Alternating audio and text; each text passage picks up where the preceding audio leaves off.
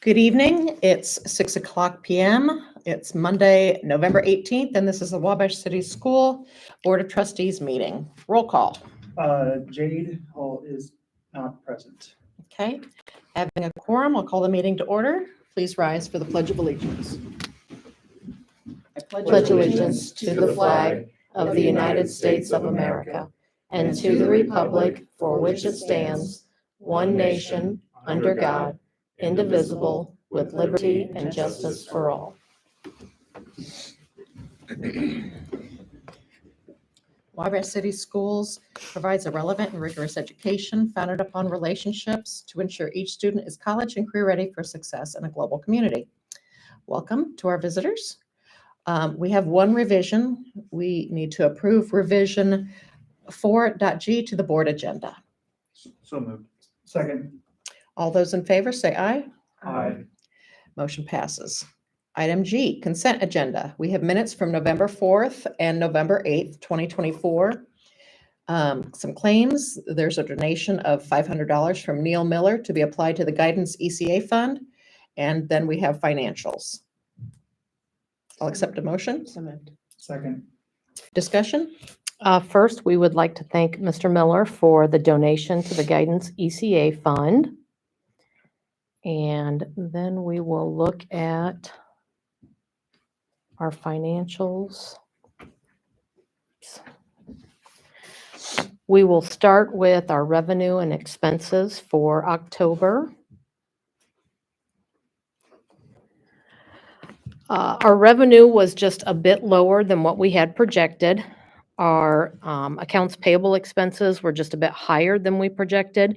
We did have our final elevator payment, which was about $46,000. And we also had several boiler repairs and inspections that had to be done before we were able to fire it up. So those two things are the big reason why accounts payable was a little bit higher. Our salary expenses were a bit lower than what we had projected. So we were projected to have a net income of $86,745, and we ended with a net income just under $45,000. So as we go through the rest of this month and December, again, we're just going to keep watching our expenditures to make sure that we end on a good note. When you look at our key fund balances, the education fund is about $1 million higher than it was last year, so it sits at $1.5 million. Operations actually looks like it's in a little bit worse shape than last year at this time, but remember last year we had $440,000 tax anticipation warrant that was in there, whereas this year we only have $200,000. So when you factor that in, we are doing a little bit better for the remainder of the year. We're just, hopefully the boilers, everything, we don't have any issues. And we can keep our expenses in operations low. Rainy day still sits just over $400,000. So when you look at our key funds a year ago, the total was negative $411,000. And this year at the end of October, we are at about positive $857,000. Next thing we will look at is our appropriation report.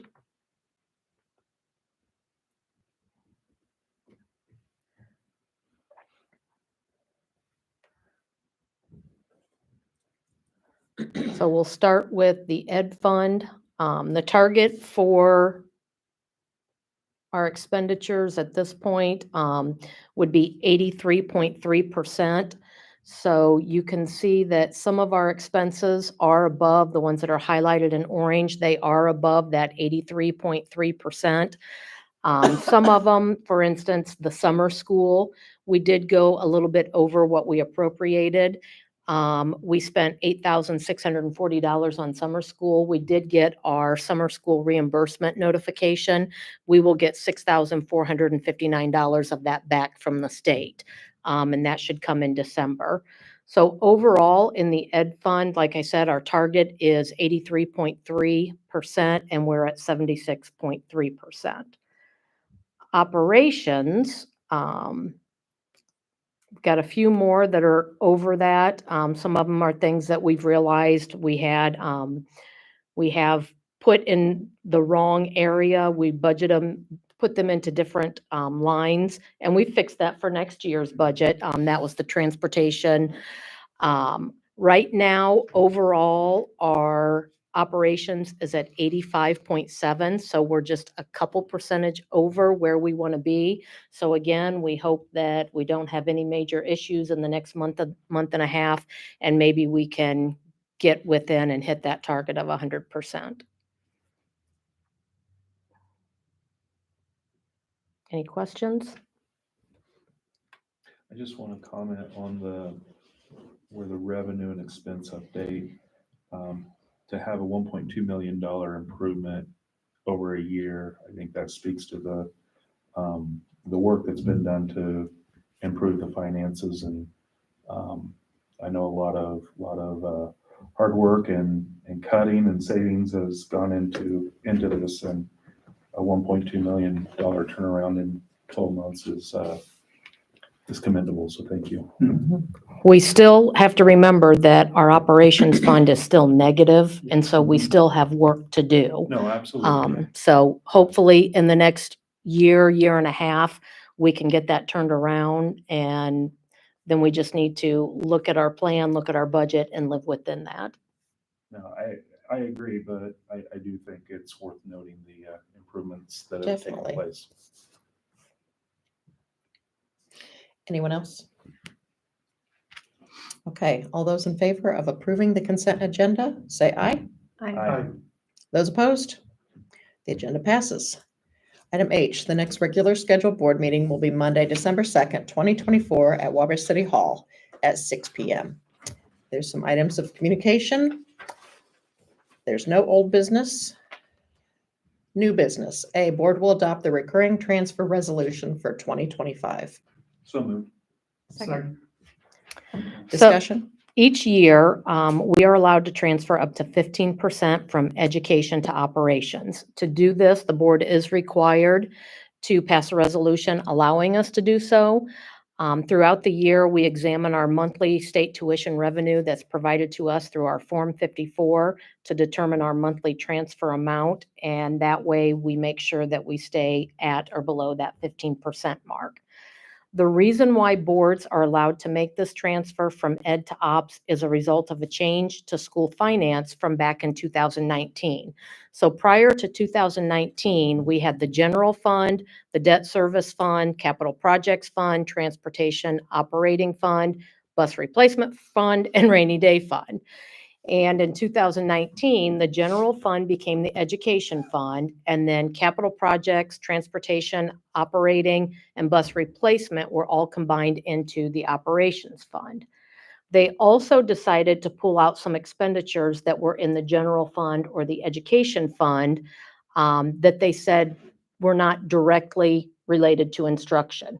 Those were things like the Board of Education expenses, expenses for the superintendent's office, business office, and human resources, all utilities, custodial and maintenance, and property and casualty insurance. When they moved those from ed to ops, they did not move any money with them. And so they allow us to move 15% to help cover those expenses. And we are not the only school that does this. In fact, I Googled Indiana School Recurring Transfer Resolution 2025, and 4 districts popped up that I could see that they're doing this. So this is not uncommon, and that is the reason why we do it. When you say they didn't allow for any monies to move from ed to ops, what you're referring to is operations is funded by property taxes. Correct, And education is funded by the enrollment number. correct. So Any questions? All those in favor of adopting the recurring transfer resolution for 2025, say aye. Aye. Those opposed? The motion passes. Item B, board will adopt the resolution to participate in Indiana Bond Bank's 2025 Advanced Funding Program. So moved. Second. Discussion? This resolution allows us to participate in the Indiana Bond Bank's Advanced Funding Program, which is the tax anticipation warrant, like we've done the past 2 years. This allows us to borrow against our tax collections. Our tax draws occur in June and December, and so the tax anticipation warrant would provide us with funding in January, and we have requested $300,000 to ensure that we have the cash flow to cover operational expenses until our June tax draw. The interest rate is set at a maximum of 8%, but it's set at closing, which would be in December. And this year, I believe it was like 4.2%. So it's usually a pretty decent rate. We are able to pay the interest from our debt service fund, and the tax anticipation warrant is paid back in 2 payments, one in June and one in December, when we receive our tax draws. So this year we have reduced, each year we've reduced how much we borrowed. The first year it was $880,000. The current year it was $400,000. And after looking at where we're at, we decided to go with $300,000 for the coming year. When do we find out how much we will get in our tax? Do you know? It's usually early December. I mean, it's sometimes just a couple days before it's even dropped. Okay. So. Any more questions from the board? All those in favor of adopting the resolution, say aye. Aye. Those opposed? Motion passes. Item C, approve the following for athletics for 2024 through 2025. 8th grade girls basketball, Chandler Jones. Middle school girls basketball volunteers, Kiana Jones and Paul Leisure. Middle school boys basketball volunteers, Grant Ford. High school boys basketball assistant coach, Trenton Daughtry. Middle school tennis assistant, Matt Mindock. So moved. Second. Discussion? This fills the rest of our winter coaching positions. And we had Mr. Mindock approved as a tennis volunteer. And Mr. Madden came to me and said, hey, he was there every day. He helped every day. We should give him the stipend for the assistant. So that's why we're having him approved as the assistant so he can get the stipend for that. Okay. All those in favor, say aye. Aye. Those opposed? Motion passes. Item D, approve hiring Brock Ireland as a permanent sub at OJ Neighbors in the morning and music paraprofessional teacher for 2 periods in afternoon at a rate of $98 per day beginning November 18th, 2024. So moved. Second. Discussion? Earlier in the year, we had approved Mrs. Denny to teach the 2 middle school choir classes. The additional workload and going between the 2 buildings has shown to be quite a bit on her plate. So by hiring Mr. Ireland, we will give OJ some additional sub support in the morning. They'll be able to use him to fill any classes that they don't have subs for. And then he will be able to go over to the middle school and teach the 5th and 6th grade choir classes, which will allow Mrs. Denny to focus solely on OJ. This is going to cost us about $3,400 more than what it was going to cost. But overall, we are still offering all of our choir classes for less than what a full-time teacher would have cost. And did you tell me that Mr. Ireland has a degree in music? Music theater, yes. theater. So, and I believe he is looking at potentially finding a way to get certified. Is that 3,400 over what we were offering Mrs. Denny to help out with the middle school? Yes. Okay, gotcha. Because we're then adding a permanent sub on top of that. Right. Okay, thank you. And the rate that he is getting is the sub rate in the morning Mhm. and then teaching para rate for the 2 hours in the afternoon, Okay. because he will be doing lesson plans. Sure. Okay, any other questions? Is that all covered out of the ed fund? Yes. The sub Yep. portion too? Okay. All those in favor of approving the hire, say aye. Aye. Those opposed? Motion passes. Item E, board will approve the 2025 through 2026 WCS school calendar. So moved. Second. Discussion? So we started with 3 draft calendars and asked for feedback from our staff. Using that feedback, we've selected this calendar to present to the board. Just some highlights. The first teacher days will be Friday, August 8th and Monday, August 11th. The first student day is Tuesday, August 12th. All of our breaks, fall break, Thanksgiving, and Christmas, and spring break are aligned with area schools and most of the schools that feed into Heartland and utilize WMAP services. We do have 2 built-in snow makeup days, Monday, January 19th and Monday, February 16th. If we have not had a snow cancellation, we'll have that day off. If we have a snow cancellation, or I guess it could be a fog cancellation, prior to those days, we will not do e-learning on the cancellation, but we'll go to school on one of these days. The last student day will be Thursday, May 28th, and the last teacher day is Friday, May 29th, with graduation being Friday, June 5th. The calendar does include our staff PD days. Last spring, our 1003 flexibility waiver was approved for 3 years, so we don't have to approve a calendar and then wait to see if that's approved and then change it. So that's good that we're able to just present this and be done with it. And this is a later start for our students. How many days later than what we started this year? It's pushing it back almost a week. yeah. Yeah. So. Any other questions? All those in favor of approving the calendar, say aye. Aye. Those opposed, motion passes. Item F, board will approve Dr. Sibley's attendance at District Administration Superintendent Summit in Asheville, North Carolina in April of 2025. So moved. Second. Discussion. This is a national summit that allows me to enhance my leadership skills as well as provide me with the opportunity to network and collaborate with superintendents from across the country. There's no cost to the district. Registration, hotel, all meals, and airfare is included as part of our district administration membership. And they say that it's still going to happen in Asheville, so. I was wondering. Yeah, so. Is there much left? Okay. All those in favor, say aye. Aye. Those opposed, motion passes. Item G, approve Tracy Dempsey to serve as a WMS/WHS sub-coordinator retroactively beginning in August of 2024. So moved. Second. Discussion. So Mrs. Dempsey has been serving as the sub-coordinator for both the middle school and high school. So when a teacher needs a sub, they contact her. She does the calling and gets subs lined up. As we prepare to pay ECA stipends in the month of December, we realized that this one had not been approved by the board. She will get a $3,000 stipend. It's $1,500 for each building for this extra duty. Okay. All those in favor, say aye. Aye. Those opposed, motion passes. Items from superintendent.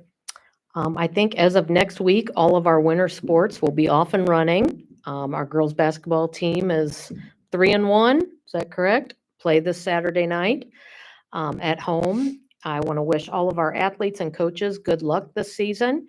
And reminder to our families that next week is Thanksgiving and we do not have school on Wednesday. And I hope all of our families and staff have a great Thanksgiving. Wednesday, Thursday, Friday. Yes. Items from Chief Operations Officer. I really don't have anything. No, we're ready to go. Sports is ready, and I think our guys are ready for winter too. Hopefully, we don't have much. Items from administrators. None are present. Other items from visitors. Items from board members. Jason? I just wish everyone a happy Thanksgiving and enjoy the time off for the teachers, students, and staff. I have nothing today. Okay, Rod? I second what Jason said. Happy Thanksgiving to everyone. I don't have anything either. So with that, we'll adjourn. Thank you.